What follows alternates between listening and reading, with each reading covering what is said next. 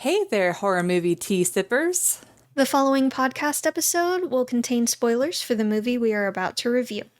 If you have not seen the movie and do not wish to have anything ruined prematurely, please do not continue to watch or listen until you have seen the movie. And welcome to the Horror Movie Tea Podcast.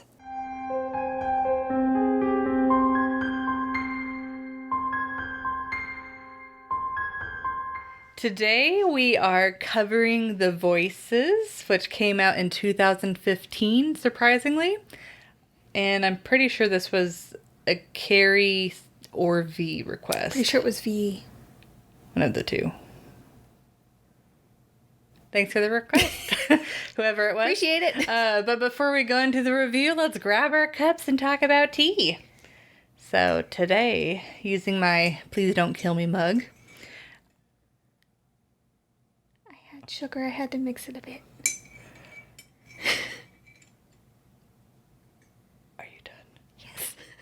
That's going to pick up on the audio so bad. Okay, well, what kind are you drinking? Okay, if you need to stir it, just like poke me or something. Okay, I'll stop talking so that way I can cut it out later. Okay, anyways. I am drinking the Plum Deluxe Garden Grove green tea, which has green tea, jasmine flowers, rose petals, dried cherries, and vanilla essence. And I am drinking Bigelow's Vanilla Chai black tea. Ooh. And it's got black tea, spices, natural and artificial flavors, which soy lecithin or lecithin? Lecithin? Let's try and decipher this together. Something? I think it's lecithin. Okay. Something like that. And I added a little bit of sugar and milk. Yeah. To make it creamy and sweet. That's good stuff.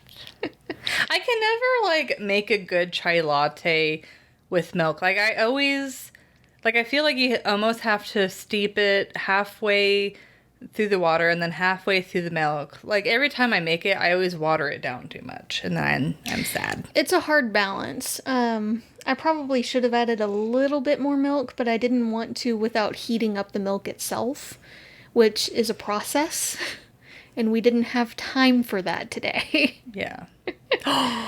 Oh my god, I have a milk frother, and it warms it up. It would have been fun to have a frothy little warm milk thing. You tell me this now? I'm sorry, I didn't think about it. I didn't think about it next time. I am betrayed. I'm sorry. I betrayed my friend.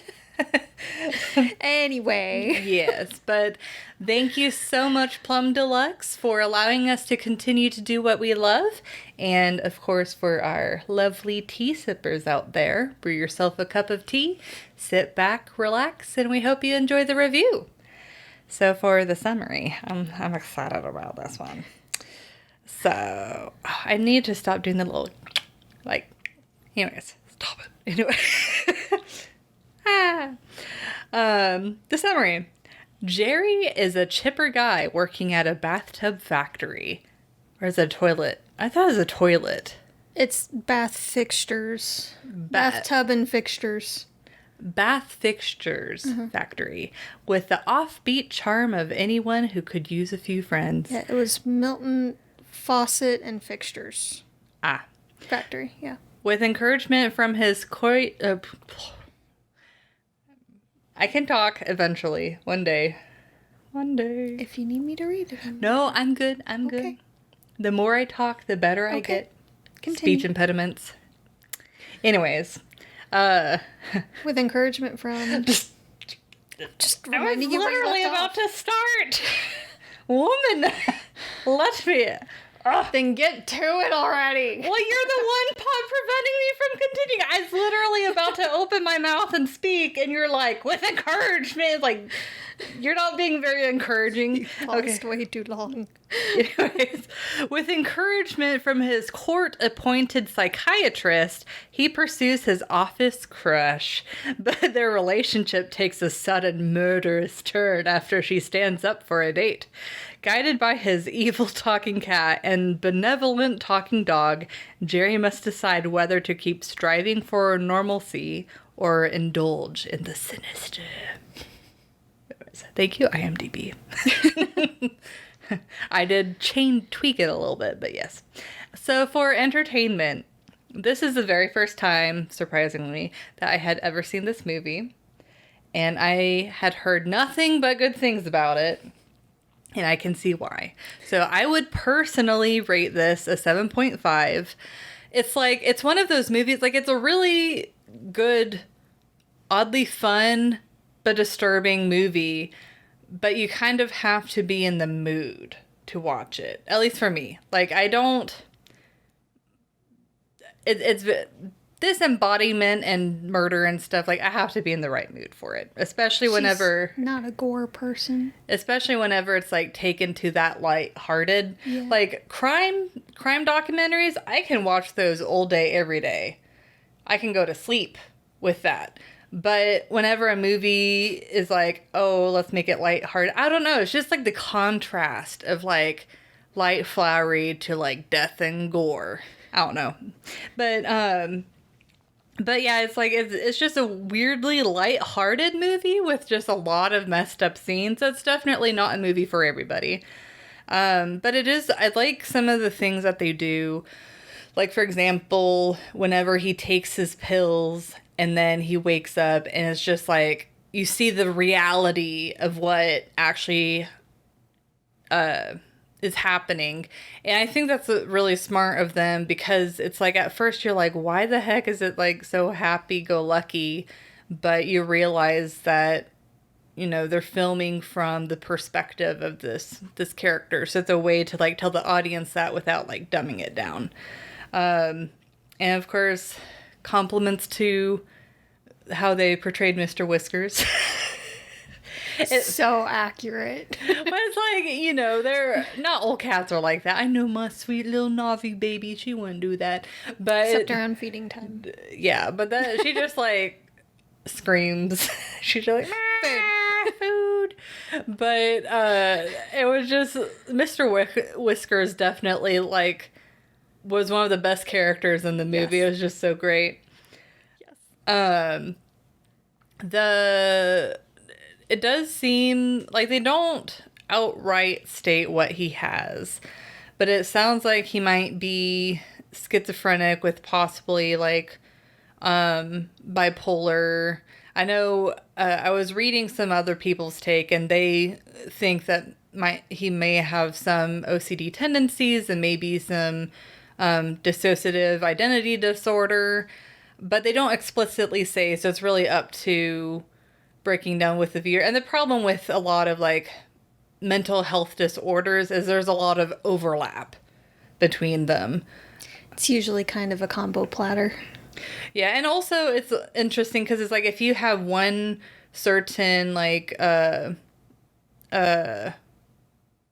mental health issue, it can also branch into other things, like people that have anxiety that can then possibly have like OCD and then possibly depression. It's just, it's a web. You typically don't have just one. But anyways, it's usually a grab bag. Yeah, unfortunately, I found that out the hard way. Anyways, I digress. But it's like, I really don't have a whole lot to say about this movie. It's like, it's just a solid movie overall. Like, they do pretty great with the storytelling. I really like the just the shift in tone whenever it's his head versus reality. And it's like, at first I was kind of grappling in the beginning of like, oh, are they kind of like putting it into positive light what he's doing? But no, it's like throughout the movie he struggles with what he did, and then in the end he ends up succumbing to the smoke because he's like, I don't want to cause any more pain and suffering. So it's like, I feel like this could have been a movie where a lot of people argued, oh, it glorifies, you know, what he's going through and stuff like that. And I think, you know, maybe with him talking to his animals, that could potentially be seen as maybe glorifying it, because it's like, oh, wouldn't it be fun to talk to your animals? But at the same time, I'm like, well, I feel like he realizes is like, no, it's me putting my voice to my animals. Like, I feel like they kind of explain all of the things that could have been taken as a negative light towards the movie. They definitely make it clear that it's not okay. Yeah. Yeah, so it's what like... it's doing is definitely wrong. Yeah, because it's like, I feel like the movie starts off one way where you're like, I don't know how I feel about this, but then they end up kind of like wrapping up. It's like, no, this is not okay. Like, this is just his experience. And so I feel like overall they did a great job. It's a pretty solid movie. It's definitely not a movie for everybody, but even as, you know, I don't enjoy gore at all, but even I definitely enjoyed the movie and am very glad that I watched it. So I love this movie. This is not the first time I had seen this movie. I'm so glad that someone requested this movie. we could have watched it without a request. You. When do we have the time lately? Well, now, yeah. We've become too famous. We're just busy. I don't know about famous. We have a lot of loyal listeners out there. Yes, and we appreciate each and every one of them. We love when everyone participates. Yes. Like comments, giving us requests. It just it makes us all happy. It's a good problem to have, having so many requests that were scheduled out for a few months. Yeah, it's a gift and yet a curse. Yeah. Now it's just a matter of finding what will go where. Yeah. Which is what voting is for. Yes. But I'm so glad that someone requested this. We really appreciate it. And I do give this a 7.25. Oh. As much as I love it, I do also kind of have to be in the mood for it. Not from the gore perspective or anything, but just because some of the scenes are just so out there. Especially the ending when they're just singing and dancing. That's kind of the credit scene too, though. It's kind of weird. But yeah, it is weird. So it's not like the first kind of horror movie that I would grab. This is definitely a lighter horror. So if you don't like the super, super scary, but just want a little bit of disturbing and unsettling kind of horror, this is a good one to jump into. Yeah. It's one that'll make you feel for the antagonist of the movie, which is the main character. He is the killer. But at the same time, there are certain scenes, especially at the beginning, that you're like, oh, poor baby. And you kind of just want to root for him and want him to be protected and loved. Yeah, because it's like he doesn't, like, whenever he's crushing on his coworker, like, it doesn't come off as creepy. Not or per se. It's just, like, naive. Yeah. The movie does a great job of showing certain characters feeling uncomfortable around him. Yeah. But him not picking up on those social cues or feelings or vibes, whatever you want to call it, which I can see is kind of accurate, depending on the situation. Some people just don't pick up on it. Especially when you have a crush, you kind of have blinders on anyway, I feel like. So it was cool to see the difference there in the different interactions between the characters. What? Keep going. I kind of got lost in my head for a moment. Okay. You can keep going. I don't want to talk about it. Okay. Anyway. It was interesting to see the different interactions between the characters and how they perceived him. He didn't necessarily do anything wrong or outwardly creepy. He was just a little naive and kind of awkward, and some people took that as, oh, that's kind of cute and sweet, and others are like, I feel put off by this. I really don't want to be around this character. Yeah. So there was a good range there. It was also interesting to see the vast difference in his perception versus actual reality, like you were saying before. everything being clean and nice and everything is wonderful, everything's fine when he's off the meds versus the filth that he's living in, the pet feces everywhere, the boxes of pizza everywhere wrapped in plastic, and just general filth of his apartment. And how everything seems so much more dreary when he's on the meds. Yeah. It's such an interesting difference. Yeah. And you can really tell that that's one of the reasons why he hates taking the meds. Because he prefers his nicer, kinder reality versus what's actually happening.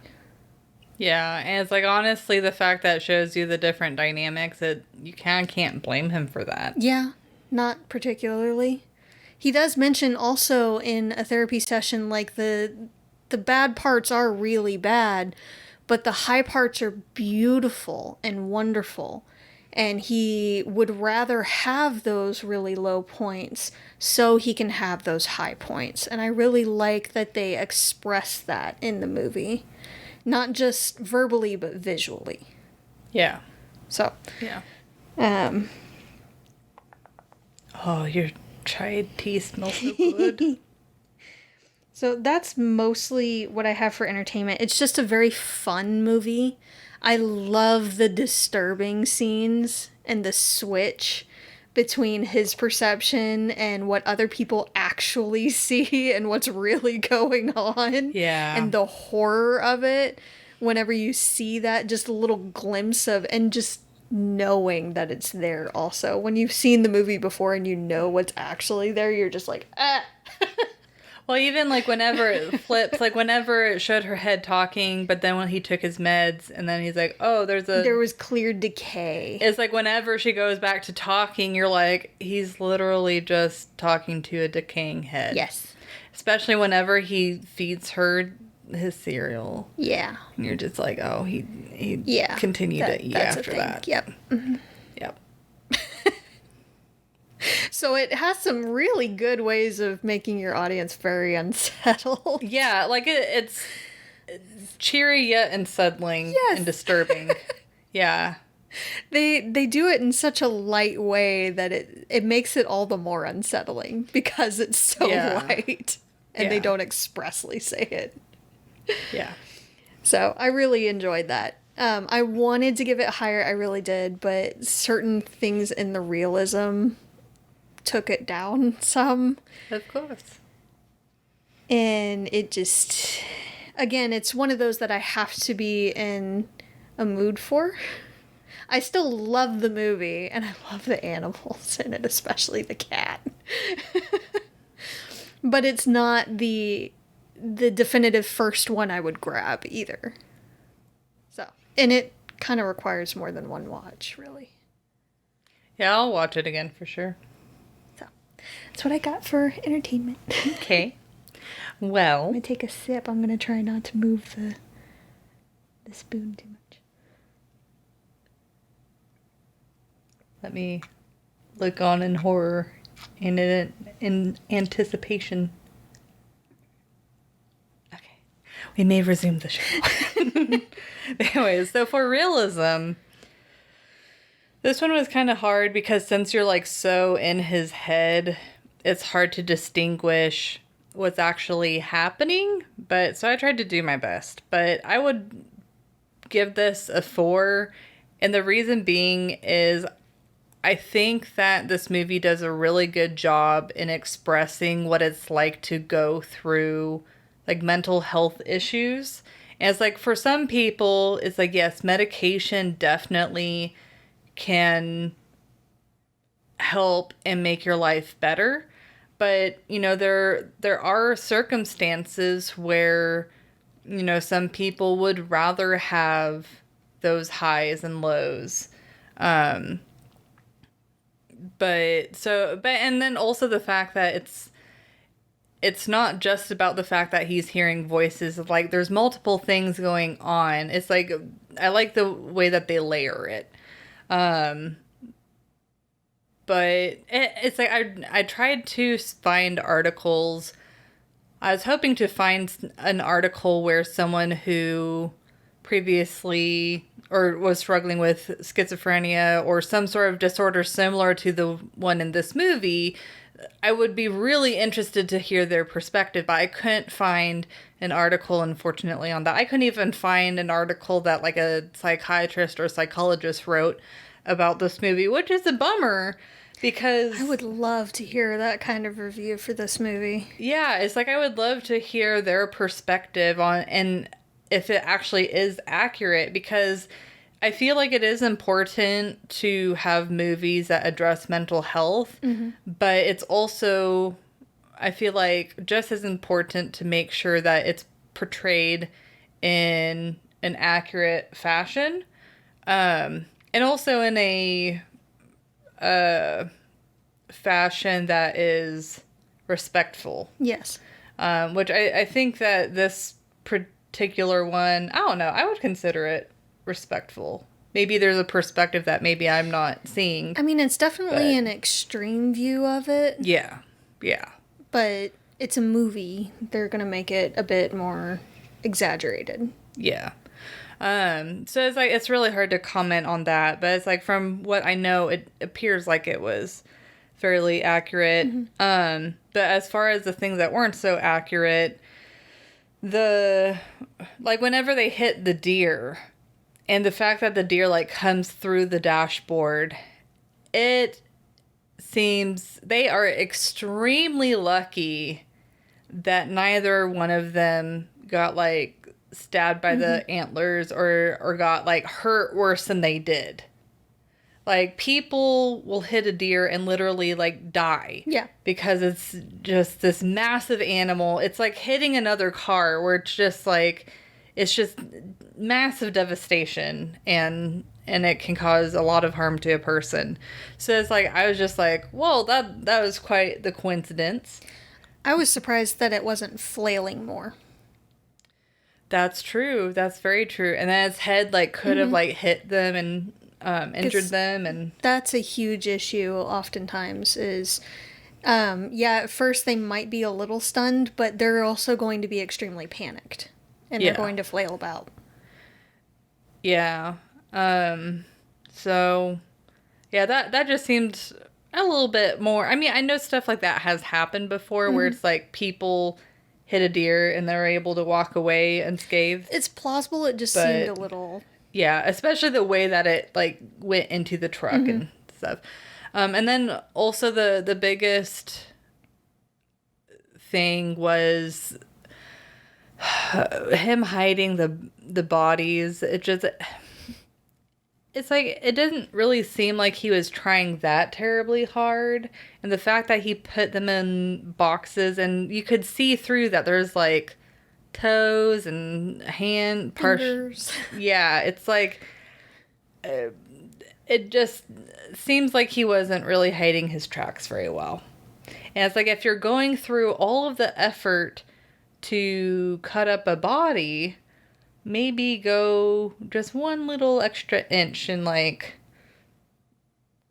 I mean, this is morbid, but grind it up or something. Like, make it look like ground beef or something. You know, is like, people aren't going to think much about that if they're like investigating. But if they open up your freezer and they see, you know, fingernails, and they're going to know that something's up.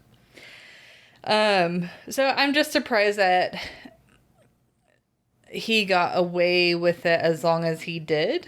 Because it just didn't seem like he was that great at covering up his tracks, especially like after Lisa disappeared. Yes. That was the biggest It's one. like they knew, the coworkers knew that he went on a date with her. And so it just seems surprising that they wouldn't contact her family, and maybe her family would contact the police. It felt like the police were contacted like really late in the game.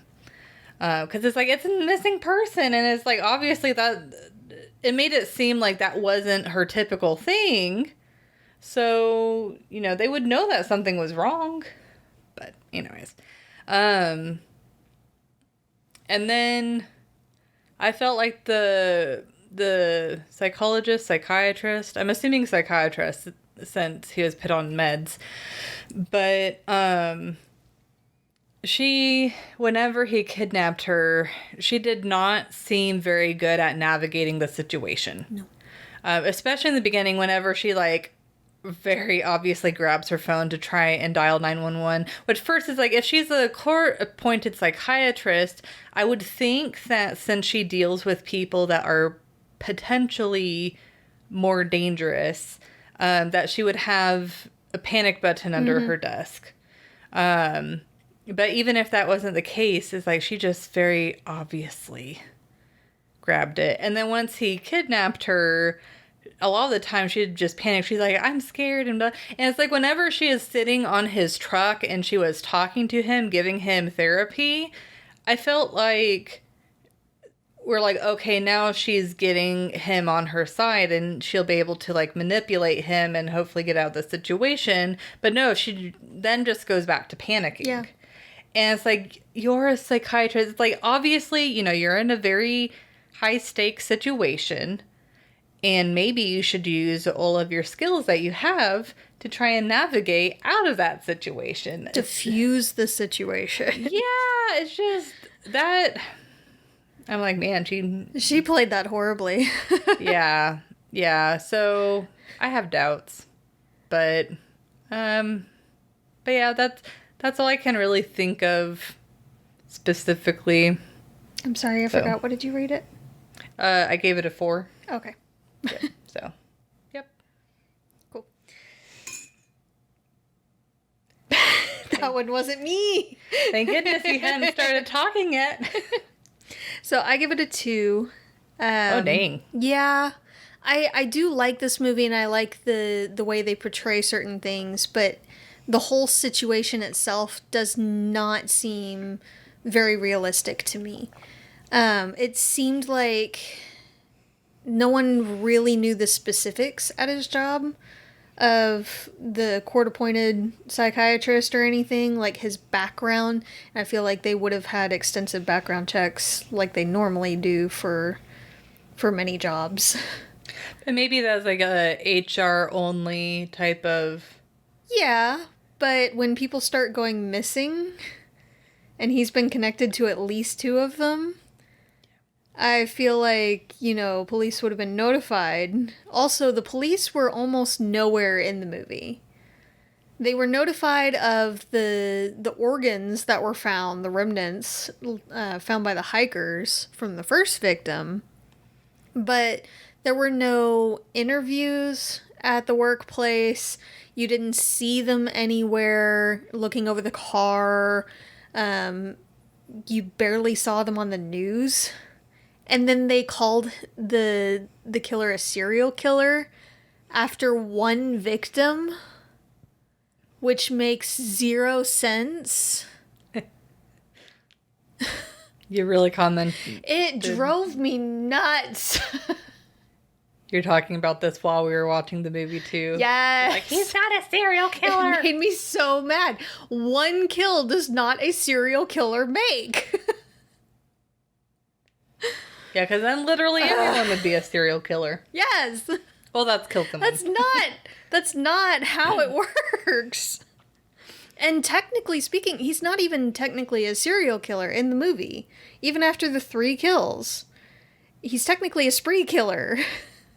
There was no cooling off period, really. They were made in fairly rapid succession. So, and there wasn't like a ritual aspect to it either. It was just a thing that happened. The last one was a spur of the moment thing, mostly to try to cover his own ass. Yeah. So, no. That's not how any of it works. But especially after the second kill, Lisa, there was no police presence. There was no, hey, this guy went on at least one date with her. She was going to his place. Like, she asked for his address to take something to him. There was no, maybe she got in an accident, nothing. There was no police presence at all in the movie until the very end, really. And that was after a couple of people had seen the state of his apartment and called. Yeah.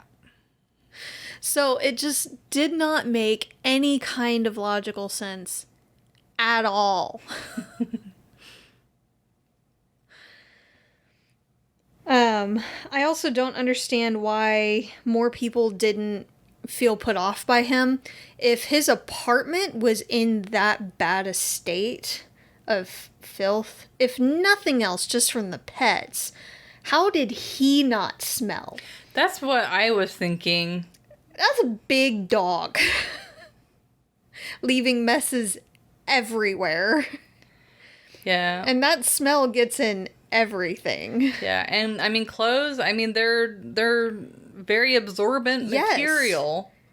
Yes. And so it's like even if he's regularly washing them, it's still it doesn't matter. Yeah, seep in. Yeah. It doesn't matter. His clothes are still gonna smell like it. It's gonna be in like his hair and everything. He's going to smell awful. Which is going to impact how everybody at work interacts with him. So it just... no.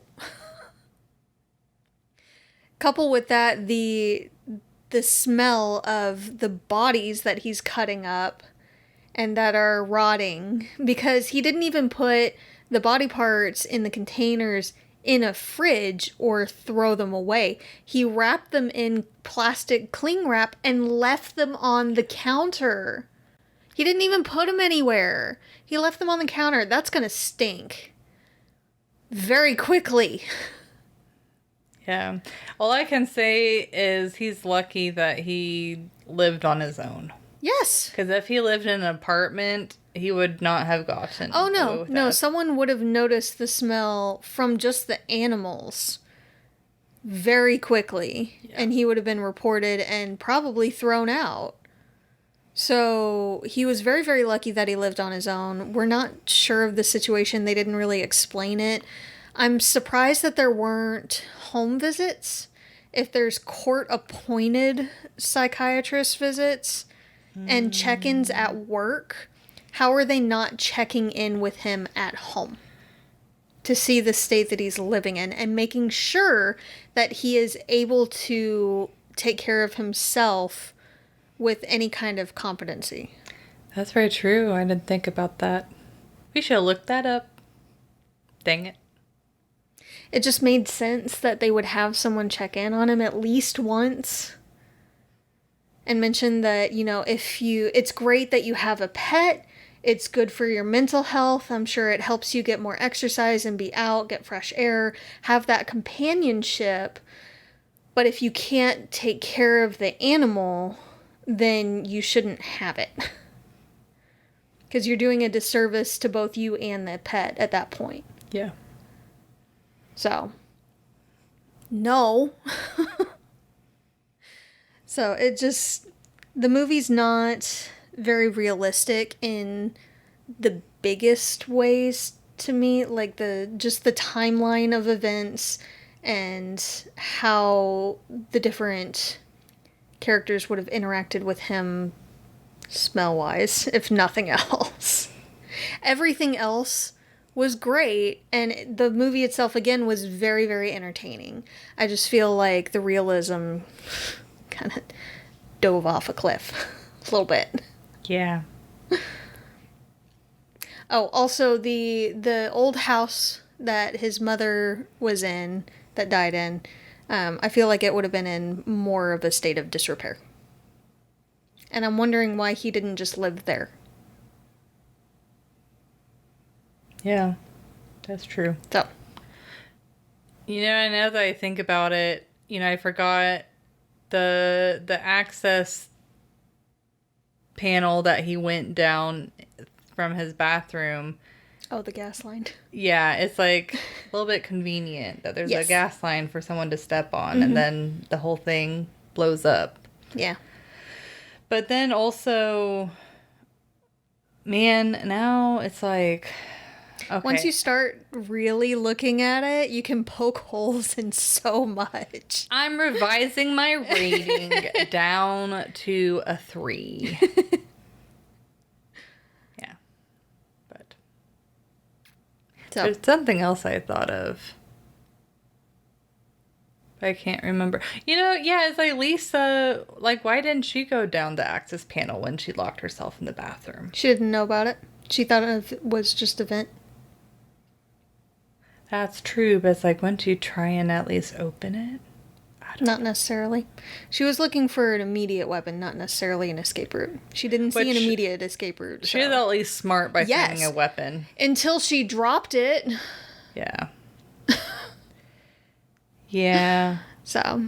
But, okay. Yeah. But definitely, if you haven't seen this one, I definitely recommend it. Oh, yeah. 100% recommend. So, definitely worth the watch. Yes. But thank you, everyone, for joining us today, and comment on what you thought of the movie. If you'd like to recommend a movie, game, or tea and keep up to date with our content, you can find us on YouTube, Twitter, Instagram, Facebook, and TikTok, and most places you listen to podcasts. And if you'd like to support the podcast, please subscribe, like, and share our content. We do have a Teespring and PayPal and our affiliate link with Plum Deluxe available if you'd like to support us monetarily. All of those links will be down below. Now it's my turn not to be able to talk. I know, I'm starting to, like, my vocal cords all warmed up on the 3rd episode. I know. This is fine. Until the next time, guys, stay safe and stay spoopy. Bye.